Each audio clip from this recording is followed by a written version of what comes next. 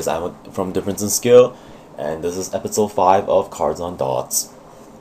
And today, as you can see, I am bringing you Blue Wave Dragon Tetra Drive Dragon. So basically, this is the new Aquaforce unit, and it is a restanding Vanguard, as many of you might know. So it is a Limit Break 4 ability, and at the end of the battle that this unit attack a Vanguard, if it is the second battle of that turn, this unit gets the auto ability of Counterblast 2, and choose 2 Aquaforce from your hand and discard them. At the end of the battle that one of your rearguards attack a Vanguard, if it is the 4th battle of that turn, you may pay the cost. If you do, stand this unit until end of turn. Okay, so moving on to basically its second ability. So it has a basically second ability of Counterblast 1, and this unit gains 2000 power until the end of turn. Okay, moving on back to the Limit Break 4 ability.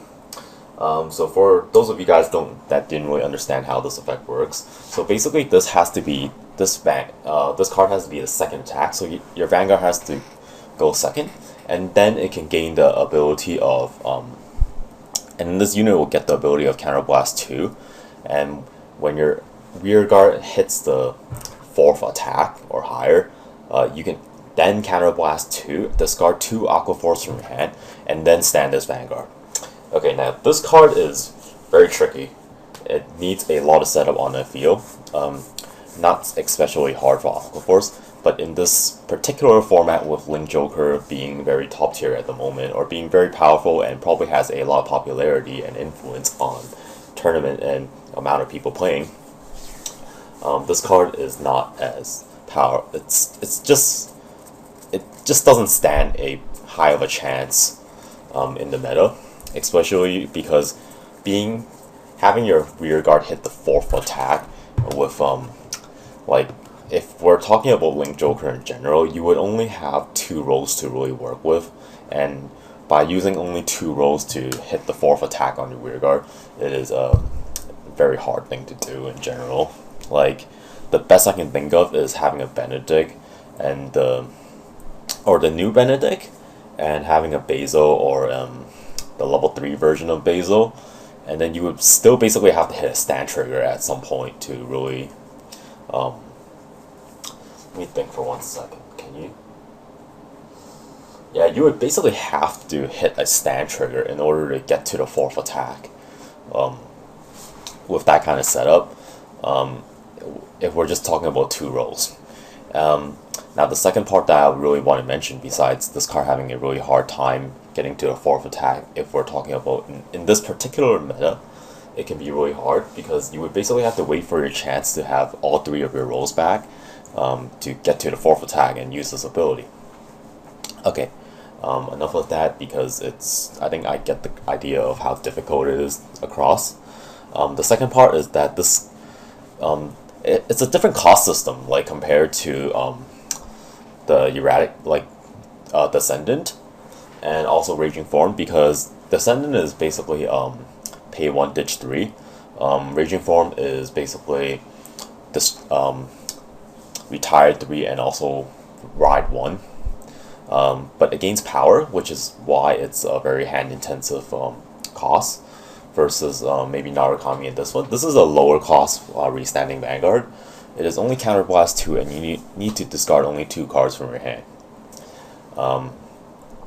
And of course, the condition is basically higher because you need to have a rearguard hit the 4th attack and higher, or your rearguard has to hit the 4th attack before you can activate this effect, basically.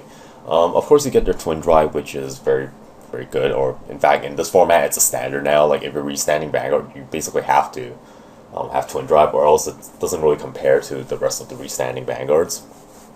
Of course, there's also Extreme Buster, and that's also a different costing system, and it is quite costly as well. The other thing is that this card does not gain power, unlike Raging Form, and unlike Descendant, which gains a critical, and also has the ability to gain power.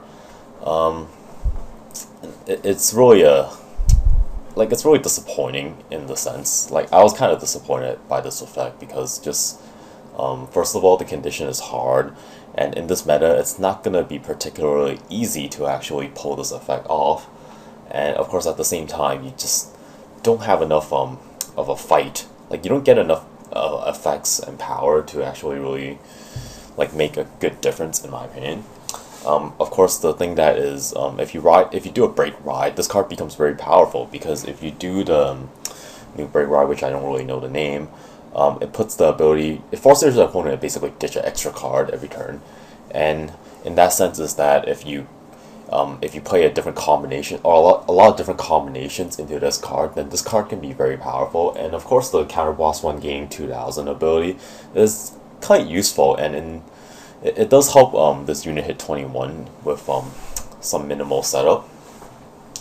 But it is kind of a downside, like to have this Vanguard have a bit of lower power, and because of the higher requirement of setup to actually make this card very powerful, it just doesn't stand par with Descendant or maybe Raging Form, because those cards basically have an easier time of activation. And the point is also you don't need as much setup to actually activate Descendant or Raging Form's effect. And I'm not really going to talk about FX Buster Reverse because you need to lock 2 cards, and that is basically a very high cost itself, and you lose quite a lot of attacks. And in the sense is that Raging Form and Descendant don't actually lose attacks, and in the very sense is that they're a solo army, but this is very different from them. It has a higher condition, but it also needs it's a cheaper cost, but it requires quite a high condition. And that is all for today for Blue Wave Tetra Drive Dragon, because that is all really I have to talk about.